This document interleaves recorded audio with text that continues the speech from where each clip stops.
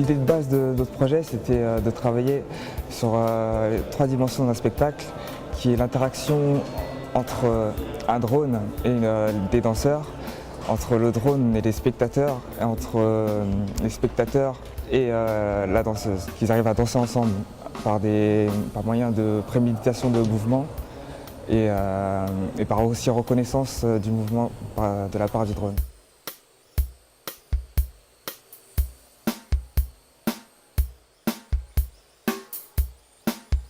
Pour arriver à réaliser ce projet, on a travaillé sur différents aspects. Tout d'abord, on fait du suivi de cible par vidéo. Donc, il y a une vidéo qui filme la scène et par suivi de couleurs, on va traquer, acquérir la position à chaque instant du drone et de la danseuse. À côté de ça, avec le tracking vidéo, on a traqué des mouvements de la danseuse et essayé de pouvoir les retrouver à partir des positions en fait, du tracking.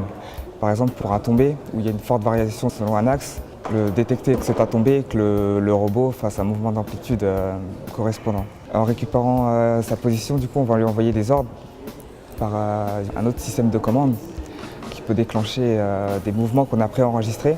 Du coup, il y a l'aspect de suivi, il y a l'aspect de réponse et aussi d'action de la part du drone.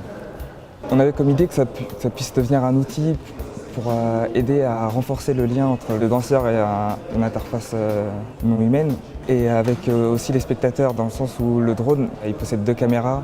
On pourrait encore utiliser du tracking couleur pour qu'eux aussi puissent envoyer des informations qui pourraient déclencher d'autres mouvements. De travailler sur ce projet-là et de voir petit à petit le drone s'animer avec la danseuse. Il y a des lignes de code, mais on a de moins en moins l'impression de l'avoir programmé, que ce soit prédéfini.